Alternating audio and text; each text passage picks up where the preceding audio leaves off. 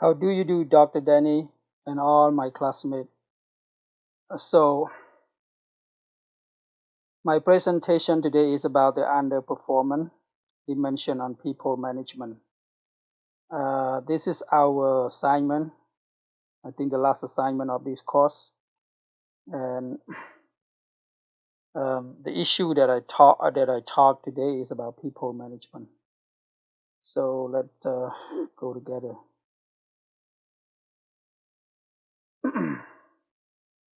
So people management. People management is the underperformance dimension within my organization. According to the Rockstar Leadership 2015, managing people is a challenging objective, but spending more time and having clear communication with people to make sure they understand the vision and mission towards the company long-term goal, creating incentives and rewards as the key to achieve the objectives. That means if leaders are poor in managing people, the goal will not succeed. Yeah, this is the it's just the clarification that managing people is important.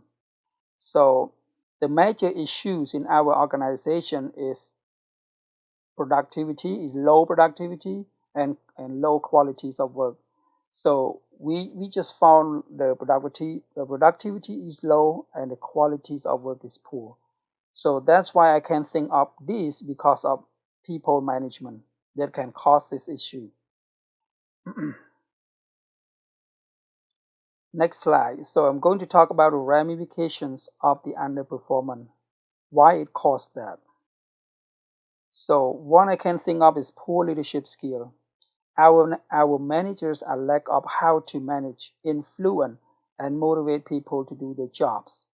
Some of others and skills our leadership have is like late responses or no responses to any concern, requests, or lack of task assigning skill, and tracking work progress.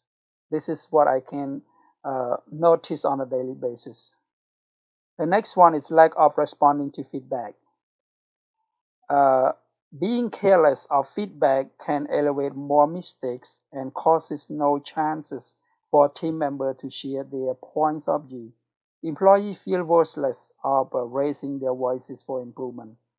So any everything that employee raise their voice, if they can get motivated by like the leaders take listening actively to what they're saying and like act as what they suggest or request, they can act like right away or whatever they can see is improving, then that encourage them to give more opinion.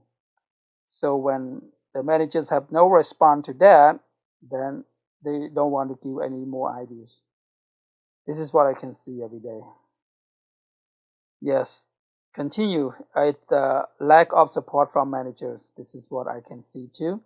Because of inability to respond effectively, failure to supervise employees, or lack of leadership skill result in employees' poor performance.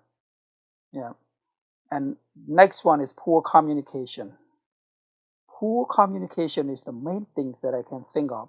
Leaders keep talking without any interaction from team members. There are no connections between one and others among the team members and leadership team, and cause misinterpretation and misunderstanding. This has happened a lot. Yeah, this happened a lot because of the leader just talking, the members, the subordinate just listening. There's no interaction. So then we don't know if they understand or not. They don't know what to do the work or not. So this is the big issue.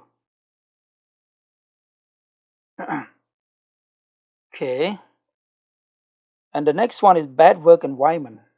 Bad work environment is also another one because of poor policies, poor cultures, and ethical practices is poor within the company, which makes employees feel uncomfortable and not interested in performing work.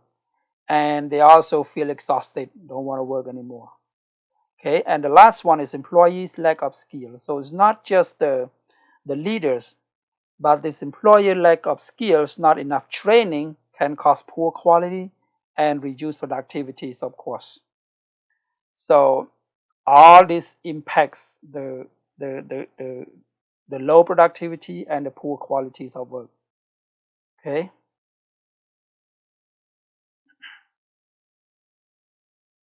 All right. So now we go into the organizational effectiveness. So in order to have the to make the organization effective, then we have to think of some kind of structures, cultures, whatever that we can do to support that. So the first one that I can think of is the organizational structures. So the organizational structure is the core of what coordinates, control, and motivates employees to cooperate toward the attainment of organizational goal.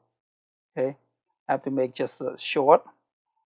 And the next one is organizational culture.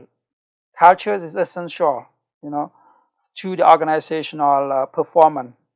So leader need to create clear mission and values to reinforce the desired values in order to have build the desired cultures.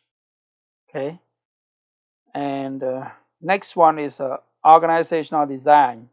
Organizational design is the process of selecting and managing aspects of organizational structure and cultures to enable the organization to achieve the goals. So there's the organizational design. So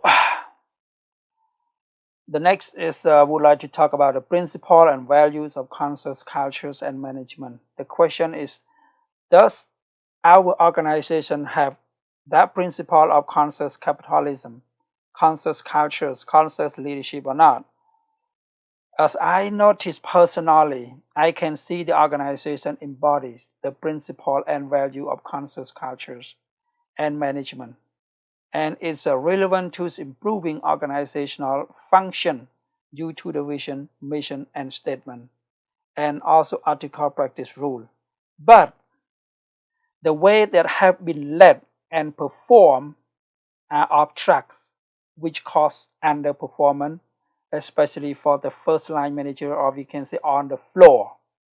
So from the higher leadership team, they have really good management. They have really good conscious cultures, but the way that they perform on the floor is kind of different. It's kind of low quality. It's kind of no skill of performing or not following uh, the leadership style. This is what I can think. Okay, and next one, I would like to talk a little bit about Carter H-step Chang model in order to support the impact of the issue that caused in the company. I can use this model in order to improve our organization. So number one is initiate a sense of urgency around the need for change. Number two, form a chain correlation that encourage all members to work as a team and continuing to build urgencies and momentums around the need for change. And number three, a clear vision that have everyone understand why change is important, why change is needed. Okay. Number four, communicate frequently and powerfully on a daily basis within the company. And number five, take action to quickly remove barrier, both people and think. What that can think of as the obstacle. Number six, create short-term targets and work hard as a team to achieve them that can motivate long-term goal.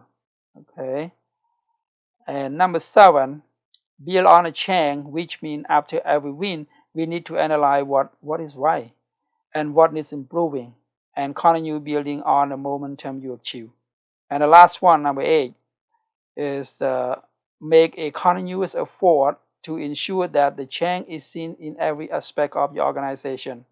And it's also important that the company leaders continue to support the change. Okay. And what is the possible challenges? So the possible challenges is, as we know, change is challenging. So because of some obstacle maybe is in the way, including employee refusal to change, and not enough support from the managers, and unclear objective, poor communication, lack of employee engagement, and sufficient resources and lack of accountability. All of this can be the challenging, yeah, when change any cultures in the organization. And what can I learn from that?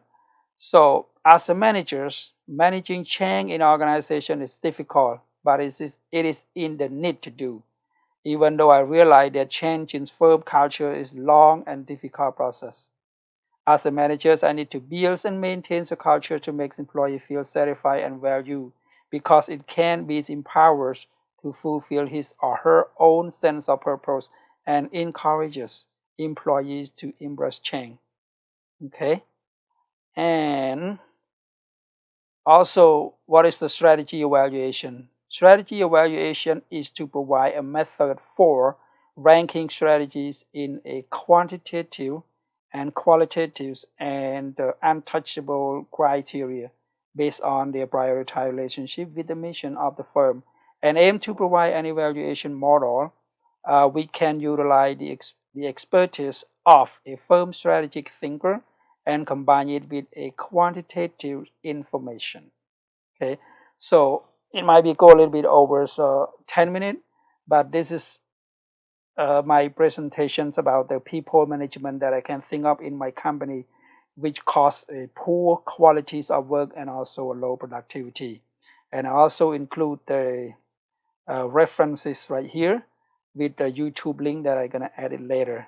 So thank you very much, and thank you, Dr. Tenney, for your instruction, for your lectures, for us to get more education in this course. Thank you so much.